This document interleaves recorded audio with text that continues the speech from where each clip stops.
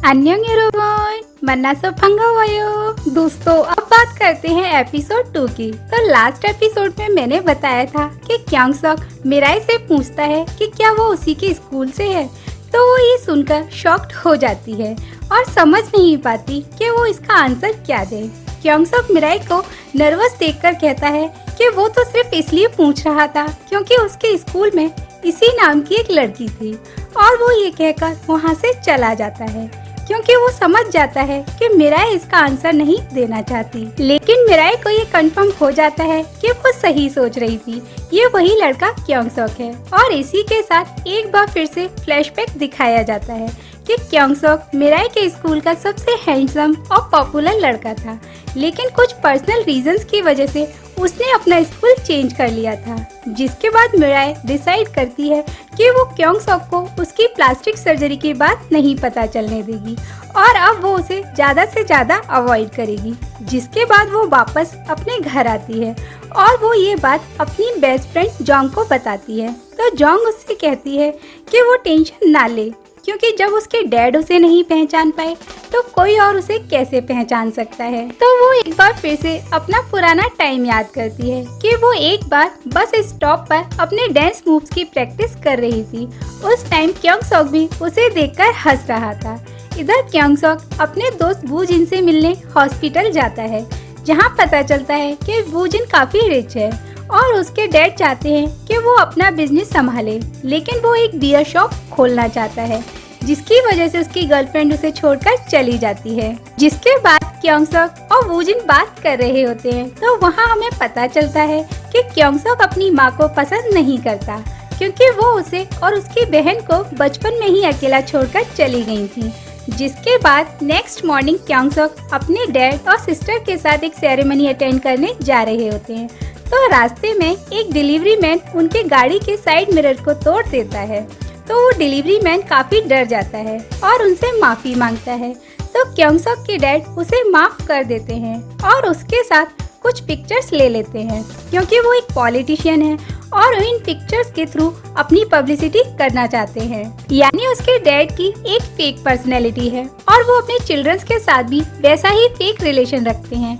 इसलिए Kiang sock अपने dad को भी ज्यादा पसंद नहीं करता।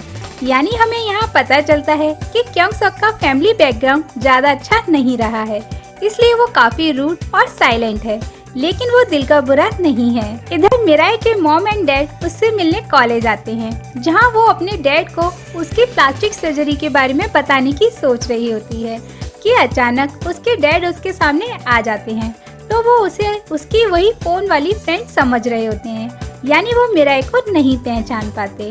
तो मिराई अपने डैड को बता देती है कि वो ही मिराई है। तो वे ये सुनकर शॉक्ड हो जाते हैं और नाराज होकर वहाँ से चले जाते हैं। तो वो उन्हें मनाने की कोशिश करती है, लेकिन वो ये कहकर चले जाते हैं कि वो उसे नहीं जानते, इसलिए वो उनसे दूर रहे। जहाँ वो गाड़ी में बैठकर याद करते हैं कि चाहे किसी को मिराई का फेस पसंद हो या ना हो, लेकिन उन्हें अपनी बेटी जैसी थी वैसी ही पसंद थी। जिसके बाद नेक्स्ट डे मिराई अपने कॉलेज जाती है, जहाँ पहले से चैन वू उसका इंतजार कर रहा होता है। तो चैन वू उससे कहता है कि वो आज उसके साथ लंच पर चले। तो मिराई चाहकर भी उसे ना नहीं कह पाती और क्लासेस फिनिश होने के बाद वो दोनों कैफेटेरिया लंच करने जाते हैं, जहाँ क्यांग सॉक पहले से ही लंच कर रहा होता है। और उसी टाइम सुहा भी वहाँ आ जाती है और चैन वू और मिराई की बातें सुनने लगती है, जहाँ चैन वू मिराई से उसकी ब्यूटी की तारीफ करता है। तो मिराई वहाँ से बहाना बनाकर चली जाती है और इसी का फायदा उठाकर सुहा चैन वू के पास आती है और ऐसे रिएक्ट करती है जैसे वो उसे काफी पसंद करती है।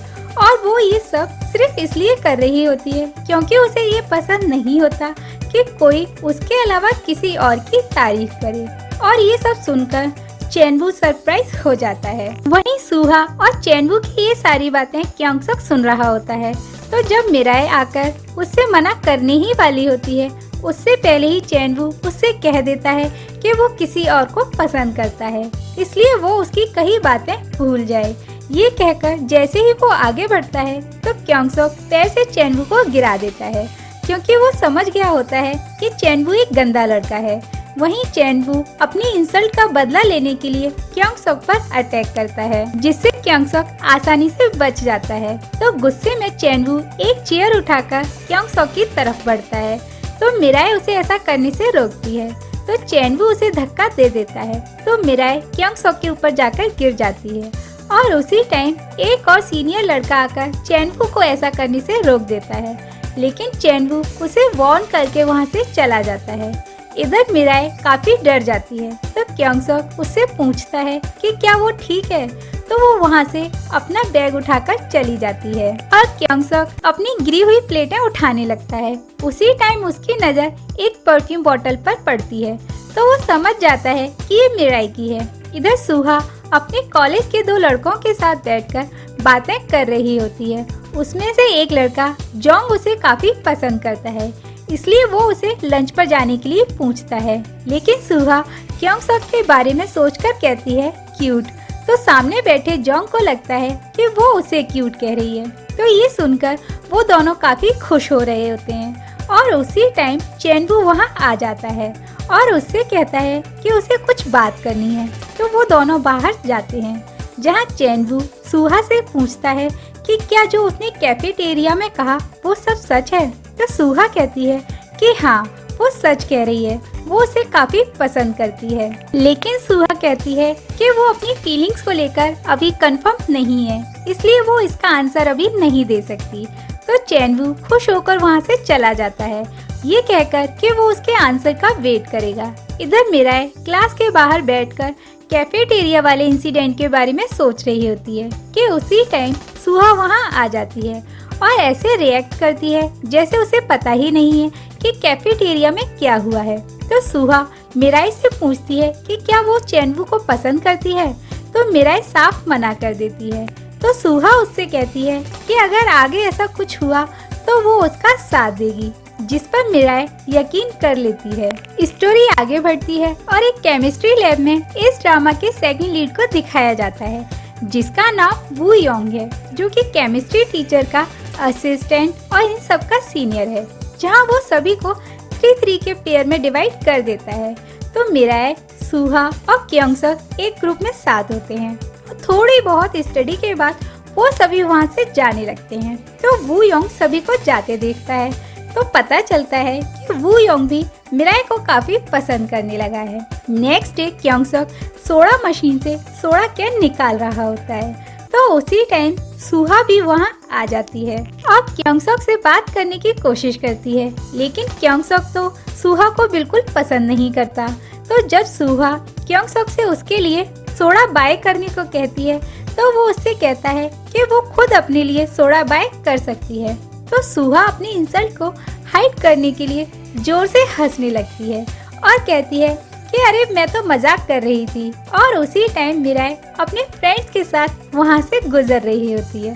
तो क्योंग सॉक अपनी सोडा कैन सुहा को देकर मिराए को आवाज देता है और उसकी तरफ चला जाता है और मिराए से कहता है कि मुझे तुमसे कुछ अकेले में बात करनी है। ये कहकर जैसे ही वो वहाँ से जाता है, तो मिराए के फ्रेंड्स उसे परेशान करते हुए कहते हैं कि तुम दोनों के बीच क्या चल रहा है। तो मिराए उनको अवॉइड करते हुए क्योंग सॉक के पास जाती है, लेकिन ये सब देखकर सुहा और भी ज्यादा चिढ़ जाती है और बाहर जाने पर क्योंग सॉक मिराए को वही परफ्यूम बोतल वापस करता है जो कैफेटेरिया में गिर गई थी। तो मिराए उसे थैंक्स बोलती है। तो क्योंग सॉक वही क्वेश्चन फिर से पूछता है कि क्या तुम वही मिराए नहीं हो जो उसके स्कूल में पढ़ती थी, क्योंकि ये वही परफ्यूम है जो उसकी स्कूल वाली मिराए यूज करती थी। तो मिराए कहती है कि ये बात तुम किसी और से मत कहना। तो क्योंग सॉक थोड़ा कंफ्यूज्ड होता है और कहता है कि क्या नहीं कहना।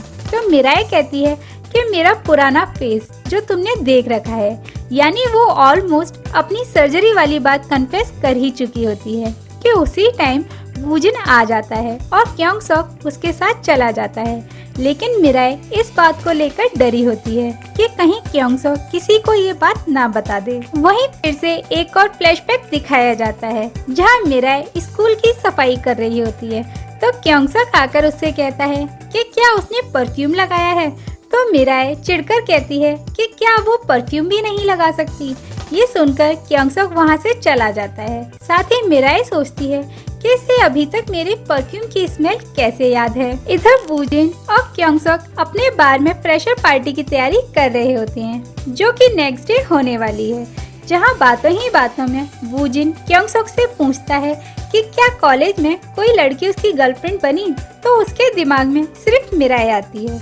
वहीं मिराई भी अपनी फ्रेंड को क्योंगसोक की बात बताती है और पूछती है कि क्या कल उसे पार्टी में जाना चाहिए। तो उसकी फ्रेंड उससे कहती है कि उसे इतना डरने की जरूरत नहीं है, वो किसी को कुछ नहीं बताएगा, इसलिए उसे कल की पार्टी में जरूर जाना चाहिए। ये सुनकर मिराई खुश हो जाती है और नेक्स्ट डे अपने फ्रेंड्स के साथ पार्टी में जाती है, जहाँ पहले से क्योंगसोक वहाँ होता है और अपने फ्रेंड की मदद कर रहा होता है, जहाँ वे सभी मिलकर एक गेम खेलते हैं और मिराई को हारने की वजह से बार बार शॉट्स पीने पड़ते हैं। वहीं सारे फ्रेंड्स मिराई और क्योंगसोक को चिढ़ाते हुए लव शॉट लेने को कहते हैं। तो क्योंगसोक ये देखकर कि मिराई पहले ही काफी शॉट्स ले चुकी है, वो दोनों शॉट्स ले लेता है।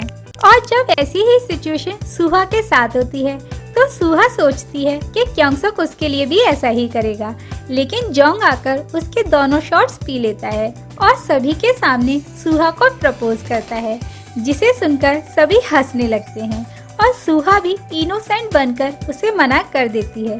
तो वो वहाँ से चला जाता है, जिसके बाद वो हंसी मजाक कर रहे होते हैं। तो उसी टाइम एक सीनियर लड़की सुहा से कहती है कि उसका फेस इतना परफेक्ट कैसे है। तो सुहा कहती है कि उसका फेस बचपन से ही ऐसा है और उसने अपने फेस पर कभी कुछ नहीं कराया। और सुहा यही क्वेश्चन मिराई से करती है और उससे कहती है कि उसका फेस इतना परफेक्ट कैसे है, क्या उसने सर्जरी कराई है। तो मिराई परेशान हो जाती है और सोचती है कि अब वो इसका आंसर क्या दे। और उसी टाइम क्योंगसोक वहाँ आ जाता है और सुहा से कहता है कि क्या तुम एंजॉय कर रही हो। तो सुहा कहती है कि हाँ, मैं एंजॉय कर रही हूँ क्योंकि पार्टी काफी अच्छी है। तो क्योंगसोक कहता है मैं पार्टी की नहीं, तुम्हारे क्वेश्चन की बात कर रहा हूँ। ये सुनकर सभी चुप हो जाते हैं और इसी के साथ पार्ट 2 यहीं खत्म हो जाता है। तो दोस्तों, क्योंगसोक ने मिराई को क्यों बचाया इस क्वेश्चन से, और क्या वो सच में मिराई को पसंद करने लगा है, और अब सुहा अपनी इंसल्ट का बदला कैसे लेगी, जानने के लिए नेक्स्ट एपिसोड देखना मत भूलिएगा। साथ ही वीडियो को लाइक और शेयर करना मत भूलिएगा। हम मिलेंगे जल्दी नेक्स्ट एपिसोड के साथ। Till then take care and सारंगेयो।